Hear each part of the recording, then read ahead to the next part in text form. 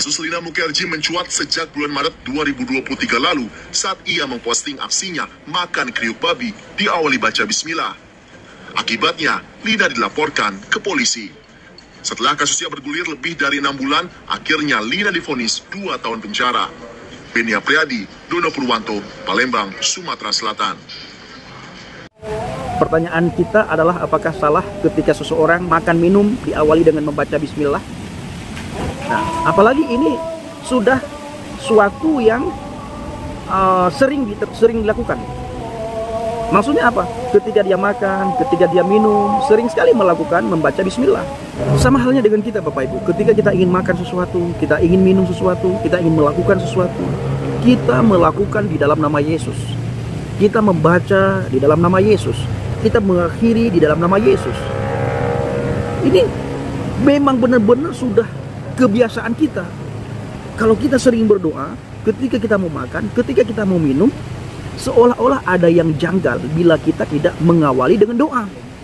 Tidak diawali dengan doa. Mungkin begitu yang dialami oleh Lina Mukherjee. Ketika dia mau makan, karena itu sudah keterbiasaan dia hendak makan dan minum, dia membaca bismillah. Jadi ketika dia makan babi, dia membaca bismillah. Apakah karena latah? Atau memang karena kebiasaan? Atau memang karena kewajiban sebelum makan dan minum membaca bismillah? Nah, kalau memang itu terjadi, kenapa harus ditangkoi, divonis 2 tahun penjara? Kasihan ya, sangat kasihan. Di tahun 2023 ini masih saja terjadi hal-hal seperti itu. Tetapi sekali lagi, itu bukan iman kita, itu iman mereka, saudaraku. Iman kita bukan berbeda dengan iman mereka. Maka saya selalu berkata kepada teman-teman, hanya di dalam pribadi Adonai Yesus Hamasyah jiwa kita tenang. Kita mendapatkan kedamaian, kita mendapatkan kesejahteraan, kita mendapatkan sukacita. Itu hanya di dalam nama Yesus. Haleluya, haleluya, haleluya. Assalamualaikum bismillahirrahmanirrahim. Salam Aki. Aku kabarkan Injil keselamatan. Bapak Ibu di Tuhan, ketemu lagi dengan saya Evangelis Avraham Effendi Usman. Bagaimana kabar Bapak Ibu semua? Tentu luar biasa.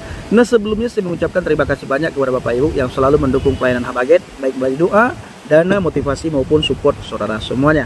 Bapak Ibu, saya melihat di sebuah video dan ini sangat banyak dibahas di media sosial dan beredar di hampir semua media sosial mengenai artis TikToker Lina Mukherjee. Gara-gara Lina Mukherjee makan daging babi dengan mengucapkan Bismillahirrahmanirrahim, Lina Mukherjee ditetapkan sebagai tersangka penistaan agama. Dan dalam hari-hari ini kita melihat artis TikToker tersebut divonis 2 tahun penjara. Luar biasa Bapak Ibu. Makan babi divonis 2 tahun penjara. Kenapa dia ditetapkan sebagai tersangka penistaan agama, dimasukkan ke penjara, lalu dalam hari-hari ini kita mendengar informasi dia divonis 2 tahun penjara? Apakah gara-gara dia makan daging babi? Ternyata bukan gara-gara dia makan daging babi Bapak Ibu. Tetapi yang menjadi penyebab dia ditetapkan penistaan agama dan dijebloskan dalam penjara, divonis 2 tahun penjara, itu dikarenakan di saat dia menyantap daging babi, dia makan daging babi, dia membaca bismillah. Ini dianggap satu penistaan yang sangat luar biasa oleh saudara-saudara kita umat Islam, sehingga mereka mendesak pihak yang berwajib untuk menangkoi artis TikToker tersebut, Mbak Lina Mukherjee. Lalu oleh pihak yang berwajib ditangkoilah Lina Mukherjee, dimasukkan ke penjara, disidang kemarin divonis 2 tahun penjara. Apakah gara-gara makan daging babi? Lagi-lagi bukan gara-gara makan daging babi, tetapi di saat dia menyantap daging babi, dia membaca Bismillahirrahmanirrahim. Nah, sebenarnya Bapak Ibu, hal ini tidak perlu ditangkoi, karena segala sesuatu sebelum makan dan minum itu diharuskan untuk membaca bismillah. Teman-teman, agama, iman, kepercayaan saudara kita dari seberang Bapak Ibu, sebelum makan dan minum itu dianjurkan untuk membaca Bismillahirrahmanirrahim. Itu bahkan sudah benar-benar anjuran khusus itu. Sebelum makan, sebelum kamu minum, awali dulu dengan bismillah. Bahkan bukan saja mengenai makan dan minum, segala sesuatu yang ingin dilakukan, yang ingin dikerjakan, namda bibasmalah, awali dengan membaca bismillah. Lalu pertanyaannya, apakah Mbak Lina Mukherjee salah ketika dia ingin makan sesuatu, minum sesuatu, dia awali dengan membaca bismillahirrahmanirrahim? Silakan teman-teman yang muslim menjawab pertanyaan saya. Apakah salah ketika seseorang makan minum, apalagi orang tersebut adalah orang muslim, dia muslimah, dia mengawali dengan membaca bismillah? Bukankah kita sering mendengar hayya bina namda bibasmalah, mari kita mulai dengan membaca bismillah. Makan minum diawali dengan membaca bismillah, melakukan sesuatu diawali dengan membaca bismillah, mengerjakan sesuatu diawali dengan membaca bismillah.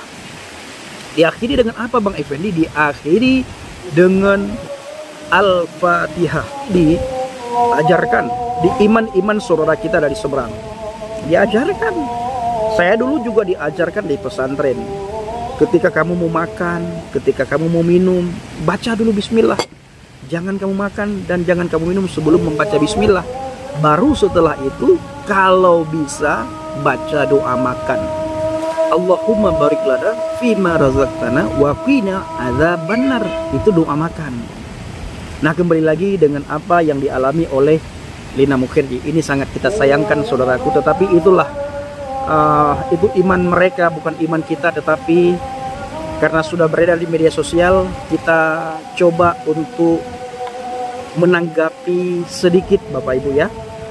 Pertanyaan kita adalah, apakah salah ketika seseorang makan minum diawali dengan membaca bismillah? Nah, apalagi ini sudah suatu yang sering dilakukan. Maksudnya apa? Ketika dia makan, ketika dia minum, sering sekali melakukan membaca bismillah. Sama halnya dengan kita Bapak Ibu. Ketika kita ingin makan sesuatu, kita ingin minum sesuatu, kita ingin melakukan sesuatu, kita melakukan di dalam nama Yesus. Kita membaca di dalam nama Yesus.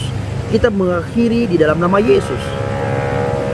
Ini memang benar-benar sudah kebiasaan kita. Kalau kita sering berdoa, ketika kita mau makan, ketika kita mau minum, seolah-olah ada yang janggal bila kita tidak mengawali dengan doa. Tidak diawali dengan doa. Mungkin begitu yang dialami oleh Lina Mukherjee. Ketika dia mau makan, karena itu sudah keterbiasaan dia hendak makan dan minum, dia membaca bismillah. Jadi ketika dia makan babi, dia membaca bismillah. Apakah karena latah, atau memang karena kebiasaan, atau memang karena kewajiban sebelum makan dan minum membaca bismillah? Nah, kalau memang itu terjadi, kenapa harus ditangkoi, divonis 2 tahun penjara? Kasihan ya, sangat kasihan. Di tahun 2023 ini masih saja terjadi hal-hal seperti itu. Tetapi sekali lagi, itu bukan iman kita, itu iman mereka saudaraku. Iman kita bukan berbeda dengan iman mereka.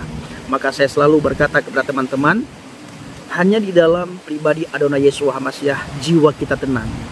Kita mendapatkan kedamaian, kita mendapatkan kesejahteraan, kita mendapatkan sukacita. Itu hanya di dalam nama Yesus. Hanya di dalam pribadi Yesus Bapak Ibu. Kalau di tempat-tempat lain seperti Mbak Lina Mukherjee, makan babi, makan daging babi, membaca bismillah, ditangkoi, masuk penjara, 2 tahun lagi divonis. Sangat, benar-benar sangat disayangkan. Jadi kepada teman-teman, ayo kita memakai akal sehat. Kita berpikir dengan akal yang sehat. Kita berpikir dengan cerdas. Masa sih agama sampai segitunya mengurus kita? Masa sih agama membatasi kita sedemikian rupa? Kita susah sekali bergerak. Kita tidak bisa bergerak sama sekali, malah sulit sekali untuk kita bergerak. Akhirnya banyak orang yang makan minum secara sembunyi-sembunyi. Banyak sekali Bapak Ibu, teman-teman kita dari seberang itu makan daging babi secara sembunyi-sembunyi. Kenapa? Karena mereka takut. Takut dihina, takut dicaci maki, takut dicemooh.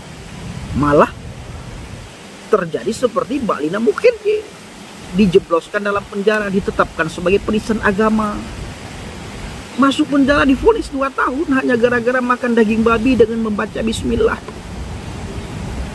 Ya, dengan membaca bismillah dianggap penistaan agama di saat memakan daging babi. Jadi kepada Mbak Lina Mukherjee, harapan kami semua supaya Mbak Lina sehat, tetap semangat, sukacita, selesai keluar dari penjara, carilah agama yang bisa membuat Anda damai. Carilah iman, kepercayaan yang bisa mendatangkan sukacita kepada Anda. Ingat, keselamatan tidak ada di agama manapun. Agama dan agama apapun tidak bisa menjamin kepastian keselamatan seseorang. Saya ulangi, agama apapun, agama manapun tidak bisa menjamin kepastian keselamatan pengikutnya. Jadi kepada Mbak Lina Mukherjee, carilah agama yang bisa mendatangkan damai, sejahtera, sukacita kepada Anda. Ya, carilah. Kalau Anda sudah keluar nantinya, Anda benar-benar perlu merenungkan mana yang harus Anda ikuti, mana yang harus Anda percayakan, tanpa ada kepentingan politik dan bla bla bla bla bla bla bla sebagainya, akhirnya mendatangkan kemudaratan kepada kita. Susah bergerak, sulit kita melangkah, sulit kita berbicara, apa-apa ditangkoi, apa-apa dianggap penistaan agama, sedikit-sedikit begini, sedikit-sedikit begono, kofar, kafir, haram, harum, bla bla bla bla sebagainya. Padahal Anda itu tidak mengganggu orang lain. Anda itu tidak membuat orang lain itu rugi. Anda tidak membuat orang lain itu rusak. Anda hanya makan, minum, itu pun makan minum dengan hasil jerih payah Anda sendiri. Tidak meminta-minta, bukan hasil daripada korupsi. Hasil usaha Anda sendiri dari TikTok, atau dari endorse yang lain, atau dari media-media yang lain, dan sebagainya, dan sebagainya, dan sebagainya. Akhirnya mendatangkan berkat bagi Anda. Lalu Anda suka bikin konten, suka jalan-jalan. Nah, sekali waktu Anda makan daging babi, lalu membaca bismillah. Tidak lama setelah itu dipermasalahkan. Setelah dipermasalahkan, dituntut Anda supaya Anda ditangkoi. Setelah ditangkoi tidak cukup di situ, Anda masuk penjara sangat lama. Lalu Anda divonis penistaan agama dan kena hukum 2 tahun penjara. Coba Mbak Lina berpikir dengan akal yang sehat, berpikir dengan hati nurani. Apakah kepercayaan Mbak Lina sekarang ini benar-benar mendatangkan kebaikan bagi Mbak Lina? Benar-benar mendatangkan damai sejahtera dan sukacita kepada Mbak Lina? Coba dipikirkan. Ya, saya bukan mempengaruhi Anda untuk Anda masuk agama Kristen. Ingat, semua agama itu tidak bisa menjamin kepastian keselamatan seseorang. Tetapi Yesus Kristus, Yeshua HaMashiach, dialah pribadi satu-satunya yang bisa memberikan keselamatan kepada kita. Bukan saja keselamatan hidup yang kekal di akhirat, kita mendapatkan surga, masa di dunia pun kita mendapatkan damai sejahtera, mendapatkan sukacita, mendapatkan kesejahteraan. Maka ada pujian yang berkata begini, "Kalaku cari damai, hanya ku dapat dalam Yesus. Kalaku cari ketenangan, hanya ku temui di dalam Yesus. Tak satu pun dapat menghiburku, tak seorang pun dapat menolongku. Hanya Yesus jawaban hidupku. Hanya Yesus jawaban hidup kita. Ya, hanya Dia yang bisa memberikan jawaban kepada setiap kita umat manusia. Di dalam Dia ada pengharapan. Maka carilah Dia, maka engkau akan hidup. Terima kasih. Kiranya video singkat ini bisa menguatkan iman percaya kita kepada Yesus. Jangan pernah menyangkal Dia, apalagi Anda masuk ke agama yang satu itu. Pikirkan dulu sebelum Anda masuk ke agama satu itu. Kalau Anda mau meninggalkan Yesus Kristus masuk agama lain, saran saya masuk agama Buddha. Ya, masuk agama Buddha. Nah, sekali lagi saya ingatkan kepada Bapak Ibu semuanya, siapapun saudara yang mendengarkan video kali ini, kalau ada di antara saudara yang ingin meninggalkan kekristenan, mau masuk agama lain, jangan masuk agama satu itu. Masuklah agama Buddha. Oke? Masuk agama Buddha, jangan masuk agama-agama yang itu. Pokoknya jangan yang itu deh, yang lain terserah. Tapi kalau Anda minta saran kepada saya sarankan Anda untuk masuk agama Buddha. Kalau begitu Bang Effendi, kenapa Anda tidak masuk agama Buddha? Seperti saya katakan tadi, saya mendapatkan jaminan kepastian keselamatan di dalam pribadi Adonai Yeshua HaMashiach. Oke, Shalom alaikum bishim Mashiach, salam aki. Aku kabarkan Injil keselamatan. Bapak Yahweh Bishop Adonai Yeshua HaMashiach Waruah Kudus memberkati kita semua. Haleluya, amin, salam murtadin. Saya mengucapkan terima kasih banyak kepada Bapak Ibu yang selalu mendukung pelayanan Habaget, baik melalui doa, dana, motivasi maupun support saudara semuanya. Terima kasih.